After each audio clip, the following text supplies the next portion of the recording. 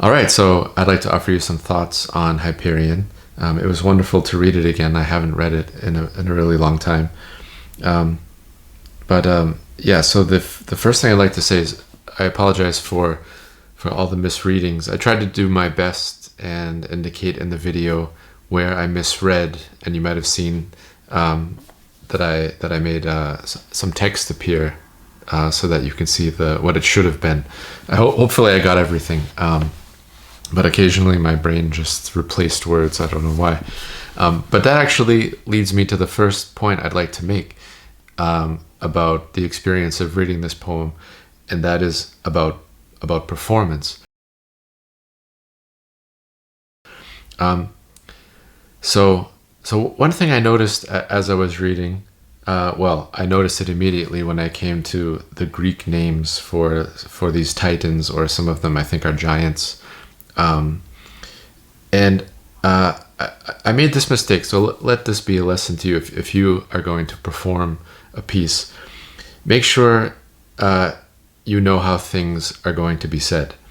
So, for example, Hyperion itself, I actually approached or thought about the poem. In my mind, I heard Hyperion, and I thought, wait, is that right? And then I looked it up, and it's supposed to be said Hyperion.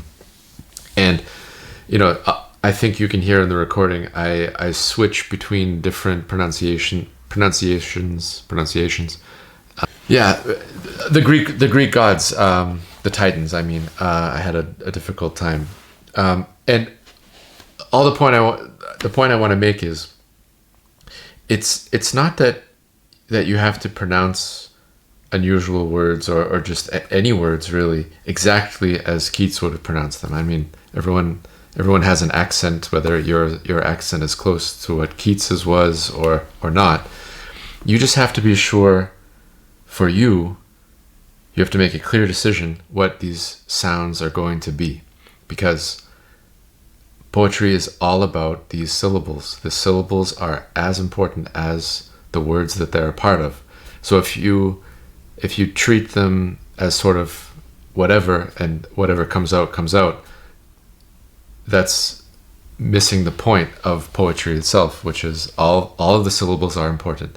So I'll give you an example. So I tried looking up how to pronounce some of these titans, and one of them, Enceladus, some said that you should pronounce it Enceladus, and there was another interpretation that you should pronounce it Enceladus because it's closer to the original Greek.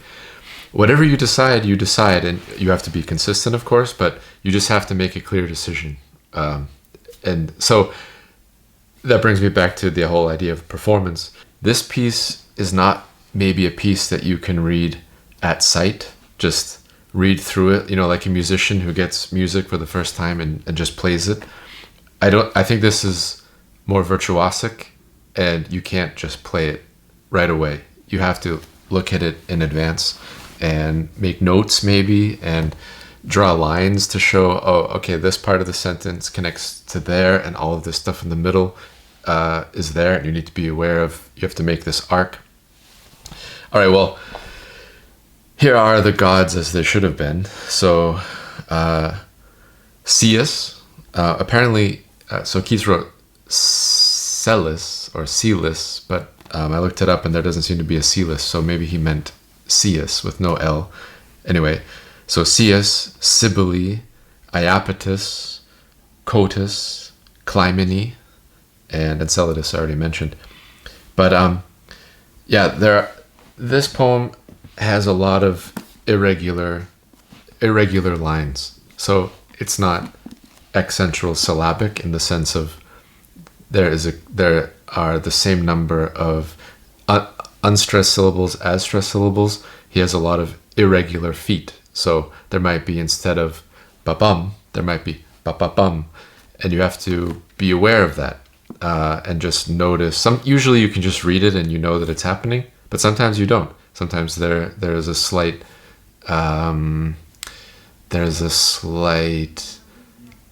there can be a slight jar if you're not aware of it and you accidentally raise one syllable where it should have been left lighter. So let me just read. There's one line in particular that was very interesting, I thought. Let me just get to it.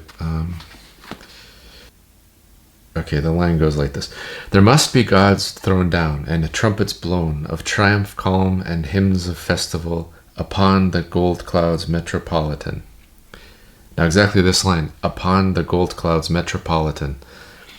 Now I think it might be tempting to read that line and want to say metropolitan and really bring out the third syllable, as you might say in normal speech. But the surrounding meter requires you to slow down with this word, because otherwise it'll jar the meter. So upon the gold clouds metropolitan. So there's met and Paul and ton that are all considered here stronger beats. Even though when you would say the word, probably you would only emphasize the Paul, right? The third metropol, the third syllable. But here you've got to slow down. You've got to make the met just a little bit longer or just a little bit more stressed than you might normally make it. And also the 10 at the end, also make it a little bit longer, a little bit more stressed, just so that you can bring out the inherent meter, or the meter that's kind of sleeping in that word that Keats is bringing out here. So upon the gold clouds metropolitan. Anyway, that was an interesting line. I just wanted to bring that up. In terms of so again, along the lines of needing to rehearse a piece like this, sometimes Keats creates this tumbling sensation of the lines are sort of tumbling over each other, and I just want to play for you a moment that I read. I reread it so that it wasn't in the original, but I ran out of breath. So here, just listen to this. Without emotion, save for their big hearts, heaving in pain and horribly convulsed with sanguine, feverous, boiling gurge of pulse. Whoa. Yeah, you see what I mean? And okay, so here's another line, or a series of lines that just tumble after each other. This is page 256, 180. Okay, so this is the moment where, it's being described, Hyperion's palace.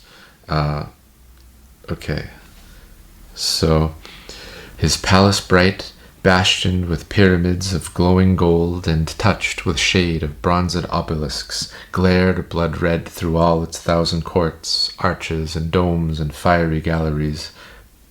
So where we get through all its 1,000 courts, my tendency is to get to that point and stop, because the sense sounds like it's going to stop.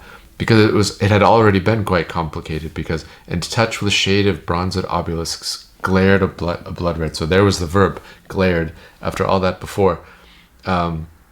Glared through all its courts. Sounds like it might end. But no, that's just one of a series. 1,000 courts, comma, arches, comma, and domes, comma, and fiery galleries.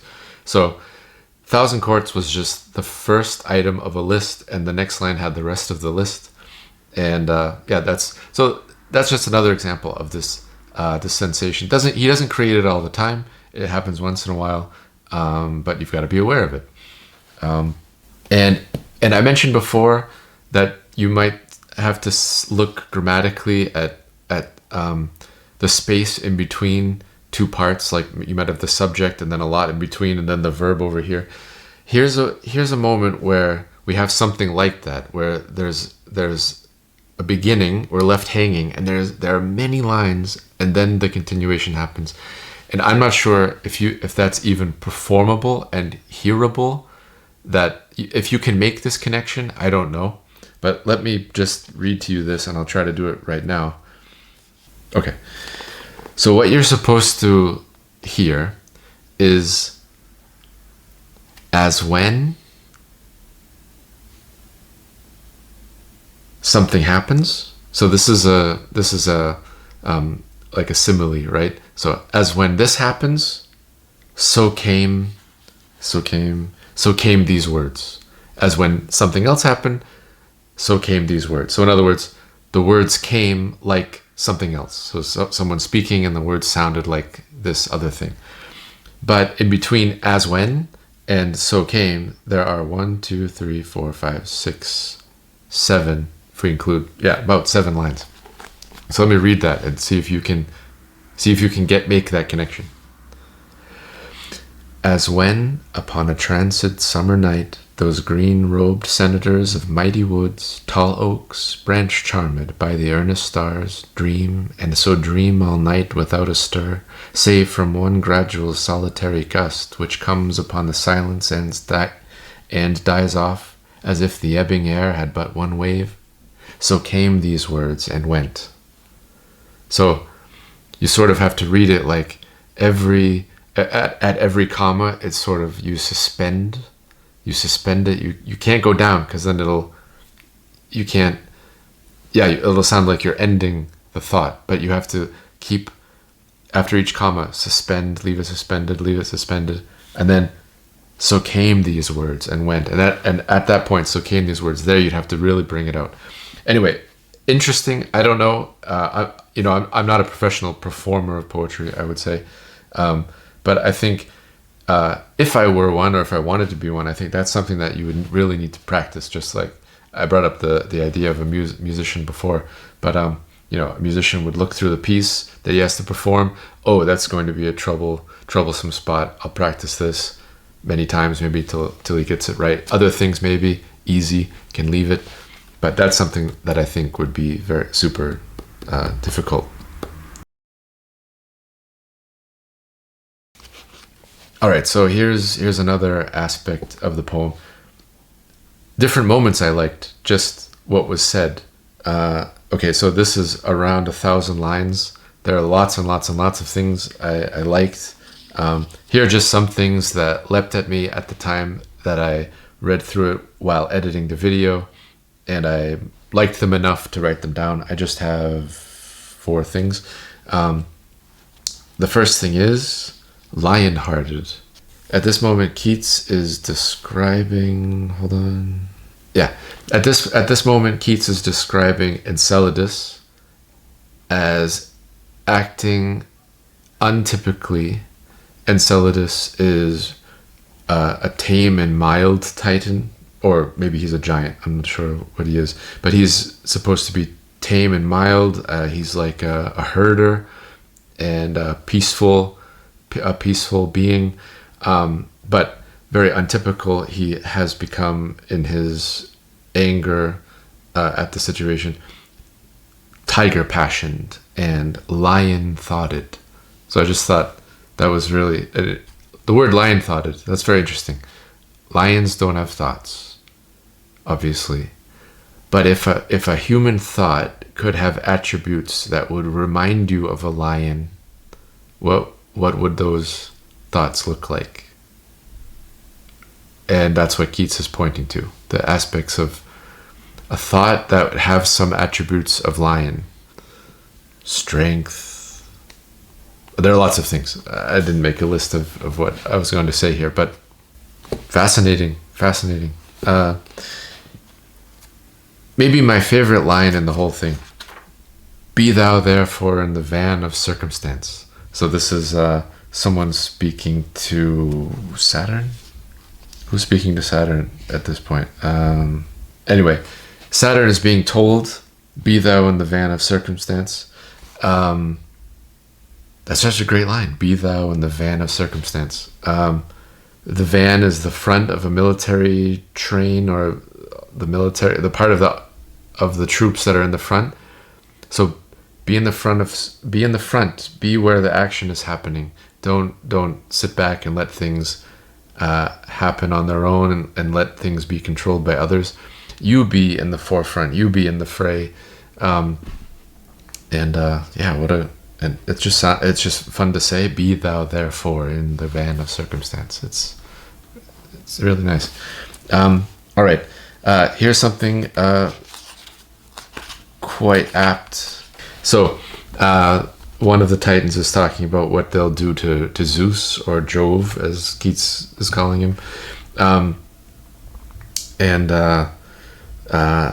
Oh, I think it's after Enceladus's speech. And so he says, "Now ye are flames, I'll tell ye how to burn, and purge the ether of our enemies, how to feed fierce the crooked stings of fire, and singe away the swollen clouds of Jove." So, singe away the swollen clouds of Jove. So Zeus, clouds associated with him, right? Thunder, rainstorms and stuff. So clouds, swollen. So you get both the idea of a cloud being swollen, like a big puffy cloud, but also swollen with pride. And that makes sense here. We have to read that here because that's how they're viewing Jove. Jove, the upstart, the rebel Jove just toppled them all, but they think very little of him, right? So they think, he doesn't deserve to be the king of the universe, but he is somehow. He managed it. But also singe away the swollen clouds. So, I mean, burn it away like the sun burns away a real cloud. So there's a real meteorological thing being described that's also a simile for their anger and the heat of their anger burning away the clouds of Jove. Really clever thought there. And yeah, good job. And okay, so another thing, and I just thought this was interesting because it confused me, and I thought it was interesting when I realized what was going on. So this is at the beginning of book 3, and the sentence is, "Meantime touch piously the Delphic harp, and not a wind of heaven but will breathe in aid soft warble from the Dorian flute." Now that's a confusing moment. "Meantime touch piously the Delphic harp, and not a wind of heaven but will breathe in aid soft warble from the Dorian flute." So even, all of the winds, even very light winds, will breathe a soft warble. So warble here is used as a noun. Normally it's used as a verb. Here it's a noun, and it's sort of displacing when you get there. And also we have in aid, that phrase stuck in the middle, because the real sense is but will breathe soft warble. But he has but will breathe in aid soft warble. So the object of that moment is kind of displaced, and then you are displaced, at least with understanding where you are, because it's unusual that, or at least I felt it was unusual that warble here was used as a noun.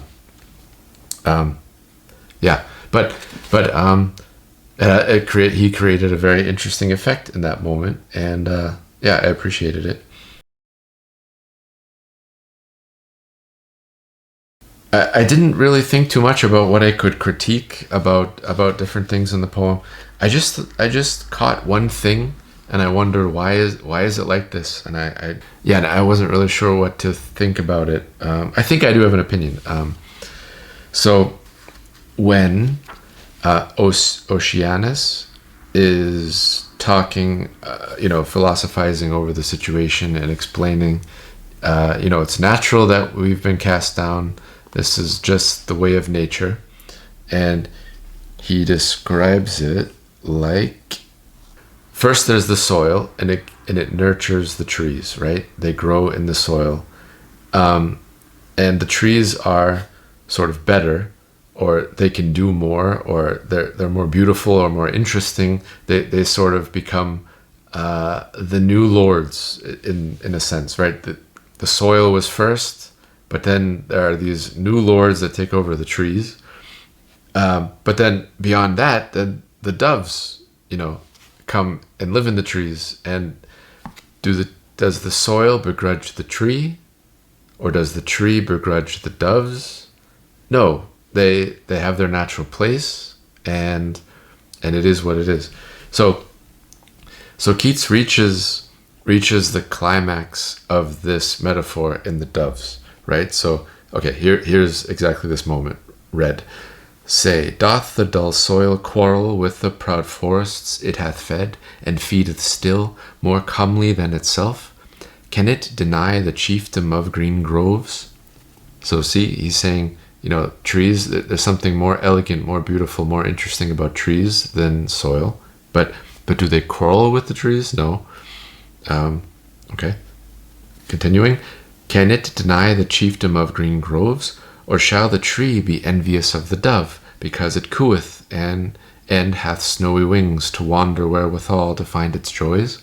So maybe the Titans here are the trees, because I think before them there were other gods, and now the Olympian gods have replaced them. The Olympian gods are now the doves. Okay, well, anyway, Keats reaches the climax of this metaphor. What does he do with it? He doesn't. He uses the climax of the metaphor to jump further. He says, "We are such forest trees." Oh yeah, okay. He says they're trees. "We are such forest trees, and our fair boughs have bred forth not pale solitary doves, but eagles golden feathered, who do tower above us in their beauty." Okay, so as I said before, the dove moment is the climax of the metaphor. I think at that moment, the engaging in metaphor maybe should have stopped. But he goes on. He switches the bird. It's not a dove now. It has to be an eagle, because eagles are better than doves, right? And at least in this moment, the way that the gods are seeing, these Titans are seeing the Olympian gods, there's something more special, more noble, more thrilling or dramatic about an eagle than a dove. But the eagle doesn't really hang out in trees.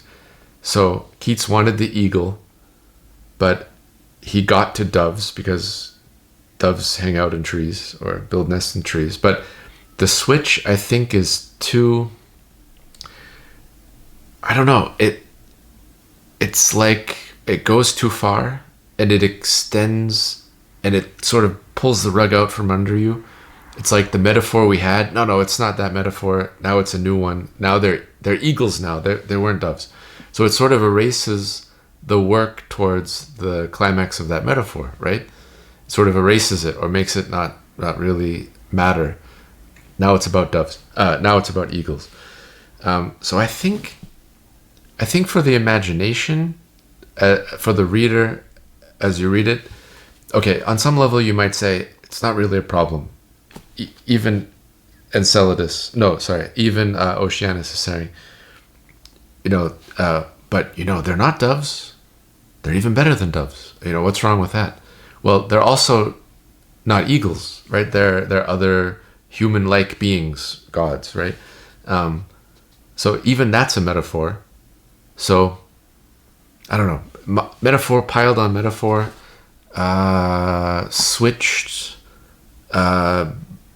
goes from one bird to the next bird. I don't know. It seems too fast. I feel like there should have been more space in between, or the metaphor moment should have ended and continued. Maybe he should have talked about not how they're eagles, but just the fact that they are better.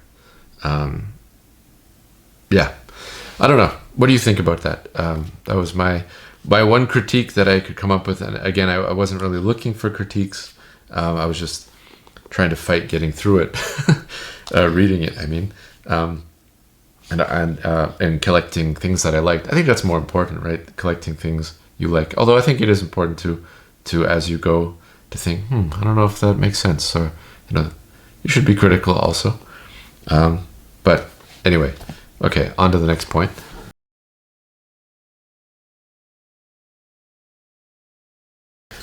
All right, so the next point is about how Keats portrays these Titans, or gods, because I have to make a point about Apollo. So he presents them as being very much unlike humans, and he goes out of his way to describe how unhuman-like they are.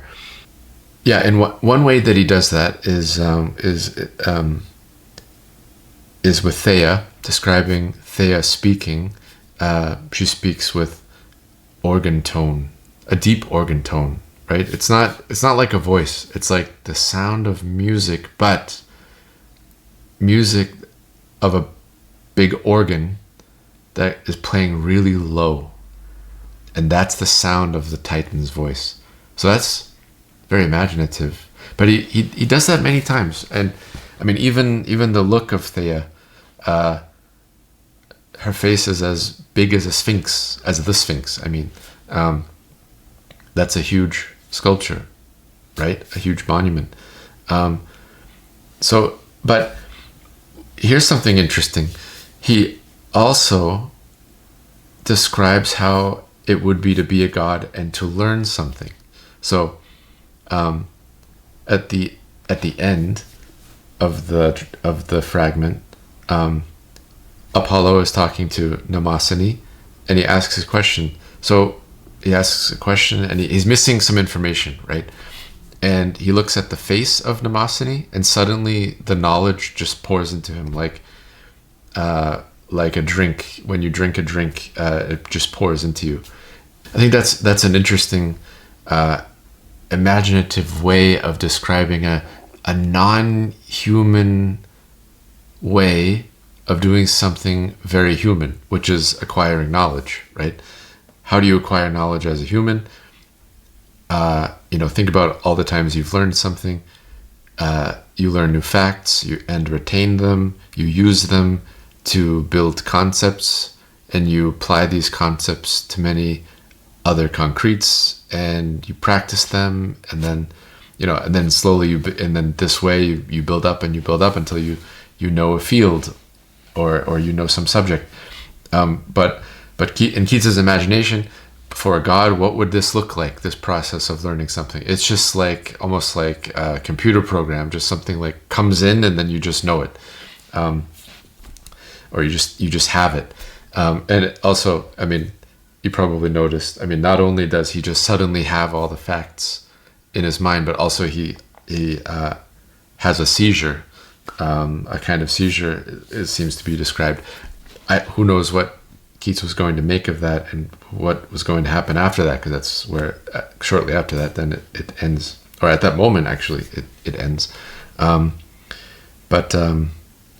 I thought that was a kind of an interesting thing to do, to constantly find ways of making it clear that these are non-human beings. And what would that look like? How would you describe a being that's very non-human?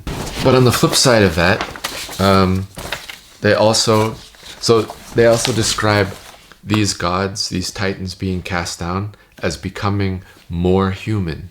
That was mentioned at least a few times. The gods are. How do you imagine these Greek gods? I mean, they're idealized forms of humans, right? They're humans without the possibility of. I mean, this is just one imagination of them, right? Because they're mystical, right? They could be anything, but often they're sort of portrayed as more perfect in the ways that humans can sometimes default or make errors. So maybe they have perfect will in the sense of, if they want to do something, they do it. They actually go through it. They don't succumb to being tired or whatever. They don't say, well, I'll do it tomorrow. No, they decided it and they'll do it. So maybe they're more flawless in a way that a human could be. I mean, you would have to be very virtuous and constantly fight the possibility of not doing something. But maybe for the gods it's just easy, right? For the gods it's easy to pursue whatever it is. I don't know, whatever. What am I saying? So like I said, this is the flip side of them not being human, but in some ways they have become human by being cast down like this, and they're feeling emotions that usually they wouldn't be feeling, that a human would feel. For example, how does Hyperion feel after the gods have cast down? He's not, after the titans, his fellow titans have been cast down, he has not yet been cast down. He still has the sun, right? But how is it going for him? Well, blazing Hyperion on his orbit fire still sat, still snuffed the incense, teeming up from man to the sun's god. yet unsecure.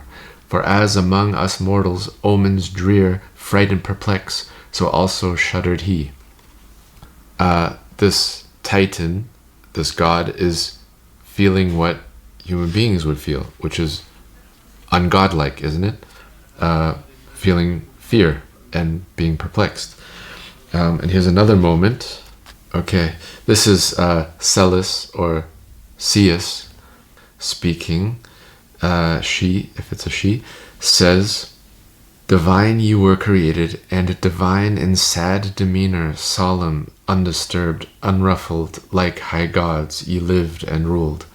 Now I behold in you fear, hope, and wrath, actions of rage and passions, even as I see them on the mortal world beneath." So, C.S. makes this comparison. You know, human beings feel these things. Human beings feel fear. They feel hope. They feel wrath. Gods don't feel this. But now these cast down gods do feel these emotions. All right. So another thing I wanted to mention was Oceanus's praise for Neptune.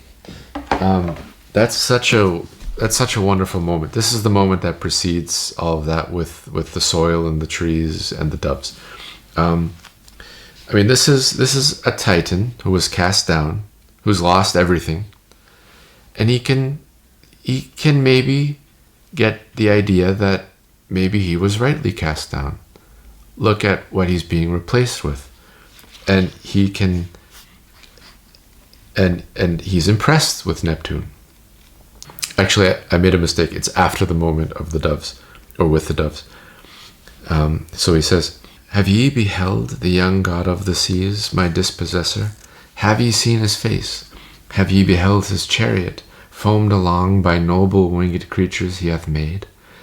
I saw him on the calmed waters scud, with such a glow of beauty in his eyes, that it enforced me to bid sad farewell to all my empire. Farewell sad I took." He sees that there's something that Neptune has that he doesn't, and he's willing to give way to that. It's interesting to have this perspective, right? We have all the Titans prostrate in this very gloomy scene, and finally they're asked to say something, and different ones have different opinions, right? And Oceanus's opinion is they're better. They deserve to have won. And it's very interesting to hear. We hear a lot about the Olympian gods, right? That was the end of the line, so to speak, in the stories. So it's interesting to hear Neptune being talked about from this point of view, like someone new and being observed from someone else. Like, have you seen him? Did you see that? That's interesting, I think. Okay. Oh, and there's something else that Oceanus says. "'Tis the eternal law that first in beauty should be first in might." That's the sort of law that's developing here, at least in Oceanus's explanation of the situation, that beauty is a really important thing. And if we take this as just a sort of an allegory, what is Keats really saying?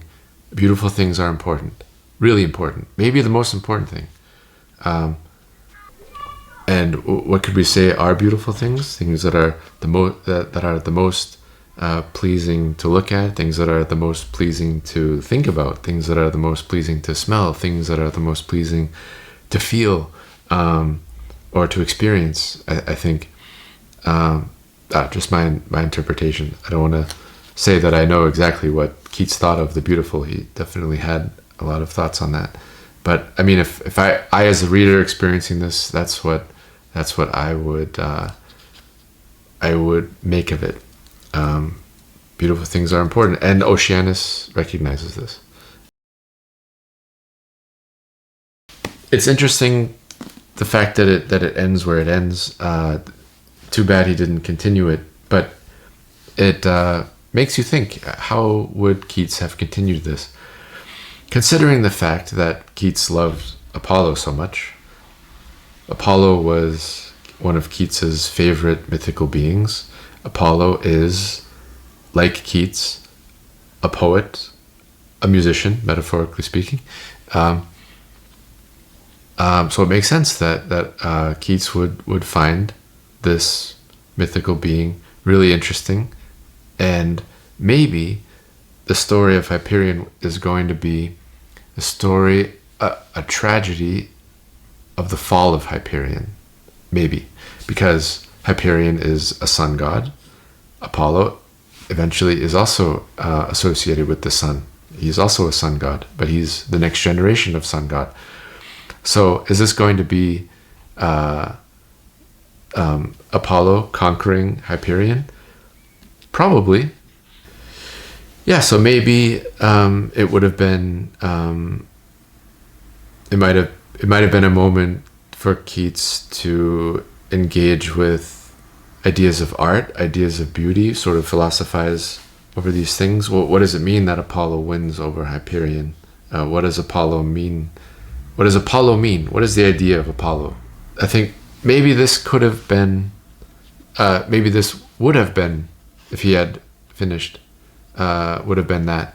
Although as far as I know, I mean, there might have been lots of reasons why he didn't finish, but I think one of them was he lost interest in it, actually, or didn't have time, or both. He was interested in other things, but also he was sick. I don't know. Yeah, it's too bad he didn't finish it. I think there are a lot of really interesting things in this poem.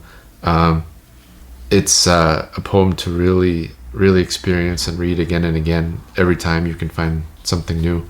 So I'm really glad I got the opportunity to read it. I hope